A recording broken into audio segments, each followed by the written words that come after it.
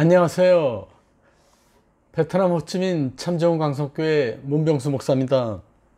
오늘은 마태복음 28장 1절에서 10절 말씀을 가지고 주님의 부활이란 제목으로 은혜를 나누고자 합니다. 먼저 제가 마태복음 28장 1절에서 10절까지 말씀 읽겠습니다.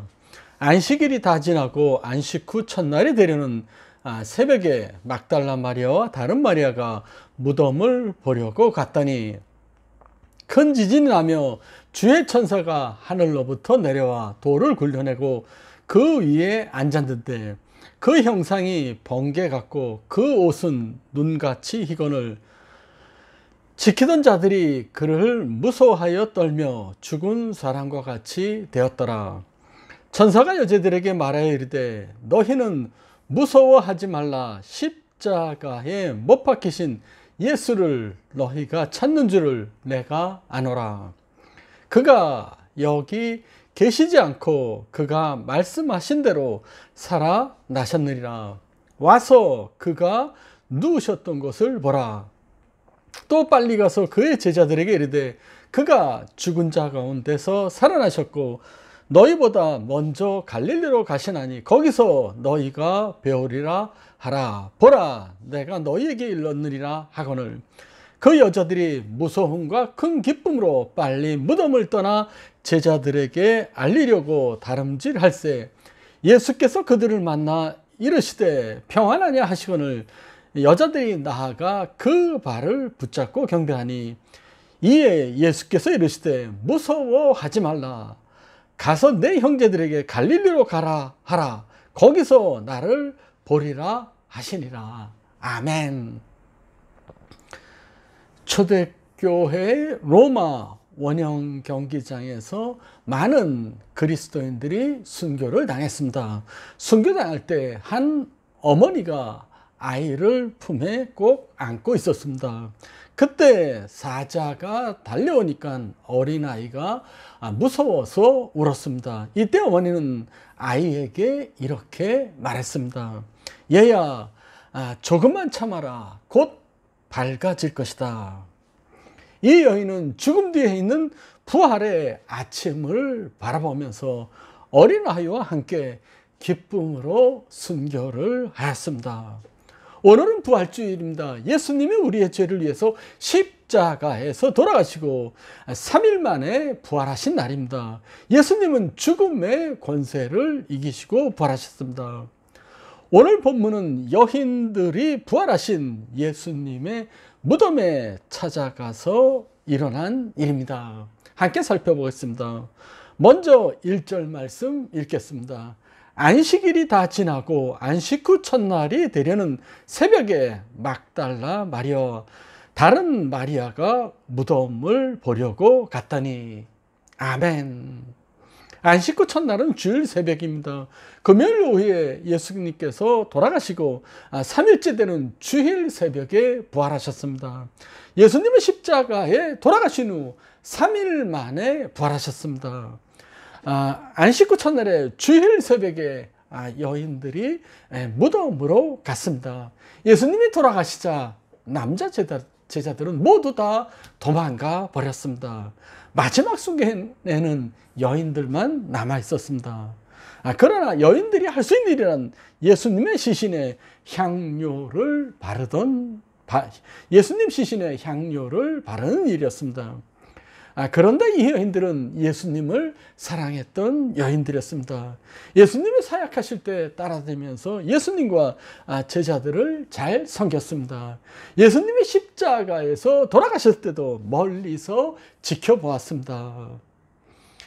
예수님이 장사되실 때도 무덤 곁에 있었습니다. 그러다가 여인들은 주일 새벽에 또다시 예수님의 무덤을 찾아갔습니다. 여인들은 예수님이 어디를 가셨는지 예수님을 끝까지 따라갔던 여인들이었습니다. 그러면 여인들은 왜 무덤으로 왔습니까? 부활하신 예수님을 보러 온 것은 아니었습니다. 시신의 향료를 바르기 위해서 왔습니다. 이 여인들은 아직도 예수님의 부활을 믿지 못하고 있었습니다. 아직도 믿음이 부족했습니다. 그러나 여인들은 예수님을 사랑했습니다. 그래서 모든 사람들이 잠들어 있는 주일 새벽에 예수님의 무덤으로 달려왔던 것이었습니다. 여러분, 여인들은 믿음이 부족했습니다. 그러나 여인들은 예수님을 향한 사랑과 헌신이 있었기 때문에 예수님의 부활을 최초로 목격하는 축복을 누리게 되었습니다. 여러분, 신앙생활 하다 보면 믿음이 조금 떨어질 때도 있습니다. 의심될 때도 있습니다. 그러나 어떠한 상황에도 예수님을 끝까지 따라가시기를 부탁드립니다. 우리 2절 말씀 같이 읽겠습니다. 큰 지진이 나며 주의 천사가 하늘로부터 내려와 돌을 굴려내고 그 위에 앉았는데, 아멘. 여인들이 예수님의 무덤 근처에 왔을 때 지진이 있었습니다. 예수님의 십자가에 달려 돌아가실 때도 지진이 있었습니다. 3일 동안 지진이 2번 일어났습니다. 이번 지진은 2번째 일어난 것으로 천사가 하늘로부터 내려왔기 때문입니다. 그리고 천사가 무덤에 돌을 굴렸습니다. 왜 천사는 무덤에 돌을 굴렸습니까? 부활하신 예수님이 무덤 밖으로 나오실 수 있도록 돌을 굴렸습니까? 아닙니다. 부활하신 예수님은 더 이상 공간의 제한을 받지 않으십니다. 그러면 천사는 왜 돌을 굴렸습니까? 사람들에게 예수님이 부활하셨다는 것을 보여주기 위해서였습니다. 그런데 이 무덤의 돌문은 평범한 돌문이 아니었습니다. 빌라도와 대제사장이 봉인한 돌문이었습니다. 이것은 로마 제국이 인정하고 대제사장의 인봉이 찍힌 돌문이었습니다. 만일 누가 그 봉인을 떼게 되면 그것은 국권과 교권에 대한 반역행위로 죽음을 당해야만 했습니다. 그러나 하나님은 인간의 절대 권력을 무너뜨렸습니다. 하나님은 돌문을 열어 젖혔습니다. 주님께서 부활하심으로 말미암아 세상의 권세가 완전히 패배한 것이었습니다. 주님의 부활은 세상 권세에 대한 영원한 승리였기 때문입니다. 그런데 이 여인들이 무덤을 향하여 가고 있지만 이 무덤 돌을 굴릴 뾰족한 대책은 없었습니다. 이 돌은 간단한 문제가 아니었습니다. 이 돌은 큰 돌이었고, 그리고 또한 석회를 옆으로 부어서 돌문이 절대로 열리지 않도록 해 만들어 놓았던 것이었습니다. 이 문은 망치로 두들겨도 열리지 않고 중장비를 동원해서 겨우 열릴까 한 튼튼한 문이었습니다. 그럼에도 불구하고 여인들은 예수님의 무덤으로 가고 있었습니다. 이 여인들은 마음이 간절했기 때문에 그럼에도 불구하고 무덤으로 가고 있었던 것이었습니다. 그러나 여인들의 걱정과 달리 무덤에 도착해 보니까 돌문이 다 열려져 있었습니다. 왜 이런 일이 벌어졌습니까? 예수님이 부활하셨기 때문입니다. 여러분, 여인들은 돌문이 열리지 않을 것을 알면서도 새벽에 달려갔습니다. 그럼에도 불구하고 여인들은 예수님 앞으로 사랑 때문에 나아가고 있는 것입니다. 이 여인들을 본받아야 합니다. 우리는 작은 문제만 터지더라도 예수님을 찾아가기보다는 그거 해봤자 뭐 소용이 없는데 라고 쉽게 포기해버립니다. 뭐 막혀있는 돌문 안 열릴 건데 왜 쓸데없이 무덤으로 가냐 라고 생각할 수도 있습니다. 그리고 예수님을 찾아보기보다 차라리 돌문을 부술 세상 굴삭기 업체를 찾아가기도 합니다. 그러나 돌문이 아무리 단단하더라도 소망을 가지고 예수님 앞으로 나아가야만 합니다. 예수님 앞으로 나아가면 주님께서 그 문을 열어주시기 때문입니다. 여러분, 일이 힘들 때 세상적으로 풀리면 오히려 더 꼬일 수 있습니다. 돌문은 예수님 앞으로 나갈 때 열리는 것입니다.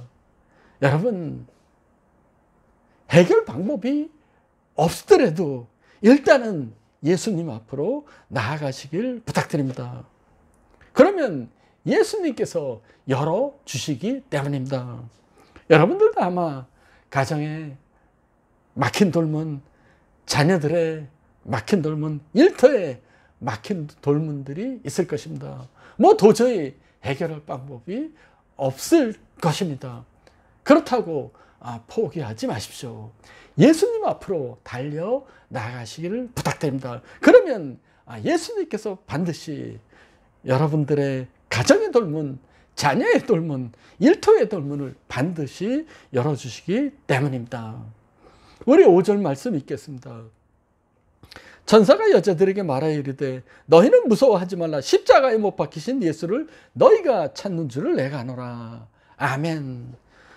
천사의 첫 번째 메시지는 너희는 무서워하지 말라였습니다. 때는 새벽이었습니다. 장소는 무덤이었습니다. 큰 지진이었습니다. 무덤의 돌이 굴려져 무덤이 열려 있습니다. 그런데 돌 위에는 눈부신 천사가 앉아 있었습니다. 예수님의 부활을 아직 이해하지 못하고 있던 여인들은 이 무덤이 파헤친 것을 보고 굉장히 놀라고 무서워했을 것입니다. 그래서 천사는 여인들을 안심시키려고 너희는 무서워하지 말라라고 말씀하고 있는 것입니다.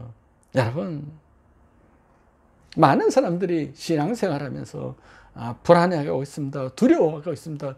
때로는 건강을 잃을까, 직장을 잃을까, 돈을 잃을까 두려워하고 있습니다. 여러분, 염려와 근심과 두려움이 있다면 오늘 부활하신 예수님께서 하신 말씀을 들으시길 부탁합니다. 너희는 무서워하지 말라.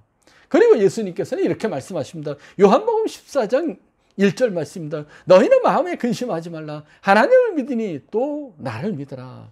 아멘. 근심하지 마시길 부탁드립니다. 예수님을 믿으시길 바랍니다. 두려움은 하나님이 주시는 것이 아니라 마귀가 주는 것이기 때문입니다. 여러분, 부활하신 예수님의 첫 말씀을 들으시길 바랍니다. 너희는 무서워하지 말라. 불안과 염려와 두려움을 가지고 오신 분들은 이 시간에 예수님 앞에 모든 염려와 두려움을 다 내려놓으시길 부탁드립니다. 주님이 부활절 아침에 이렇게 말씀하십니다. 너희는 무서워하지 말라. 내가 너희들의 문제를 다 알고 있다. 그렇습니다. 주님은 우리들의 모든 문제를 다 아시고 계십니다. 주님은 우리들의 가정의 문제, 자녀의 문제, 일터의 문제를 다 알고 계시고 해결해 주실 능력이 계신 분이십니다. 부활하신 주님을 믿으시기를 부탁드립니다. 우리 6절 말씀 읽겠습니다. 그가 여기 계시지 않고 그가 말씀하신 대로 살아나셨느니라. 와서 그가 누우셨던 것을 보라. 아멘. 예수님의 부활은 갑자기 일어난 사건이 아닙니다. 이미 구약 성경에서도 말씀하셨고 예수님도 미리 말씀하셨습니다. 마태복음 16장 21절 말씀 읽겠습니다. 이때로부터 예수 그리스도께서 자기가 예루살렘에 올라가 장로들과 대제사장들과 서기관들에게 많은 고난을 받고 죽임을 당하고 제3일에 살아날 것을 제자들에게 비로소 나타내시니. 아멘. 예수님은 이 땅에 계실 때 부활하실 것이라고 미리 말씀하십니다. 예수님은 그 말씀대로 다시 살아나셨습니다. 그러나 여인들과 제자들까지도 예수님이 하셨던 말씀을 기억하지 못하고 있었습니다. 우리도 마찬가지입니다. 예수님의 말씀을 기억하지 못할 때가 많이 있습니다. 부활하신 예수님을 아직도 무덤에서 찾으러 가는 여인들과 같이 행동할 때가 많이 있습니다. 그러나 예수님은 미리 말씀하신 대로 부활하셨습니다. 여러분, 하나님의 말씀을 믿습니까? 하나님의 말씀은 그대로 이루어진다는 것을 믿으시길 바랍니다. 올해 우리에게 주신 말씀이 있습니다. 보라, 내가 새 일을 행하리라. 너희는 내가 이전에 행했던 그 기적을 기억하지 말라. 너희가 생각하지 못한 놀라운 새로운 기적을 우리의 가정에, 자녀들에게, 우리의 일터에 올 한 해 이루시겠다고 주님께서 말씀하셨습니다. 여러분, 말씀을 믿으시길 바랍니다. 보라, 내가 새 일을 행하리라. 우리 7절 말씀 읽겠습니다. 또 빨리 가서 그의 제자들에게 이르되 그가 죽은 자 가운데서 살아나셨고 너희보다 먼저 갈릴리로 가시나니 거기서 너희가 배우리라 하라. 보라, 내가 너희에게 일렀느니라 하거늘. 아멘. 전사는 여인들에게 빨리 제자들에게 가서 예수님의 부활을 전하라고 하셨습니다. 그러나 제자들은 숨어 있었습니다. 예수님의 제자이기 때문에 잡혀가서 죽을까 봐 골방에 숨어 있었습니다. 두려움에 빠져있는 제자들에게 빨리 가서 이 기쁜 소식을 전하라고 하였습니다. 그렇습니다. 절망 중에 있는 사람들에게 예수님의 부활은 복음이요 기쁨의 뉴스입니다.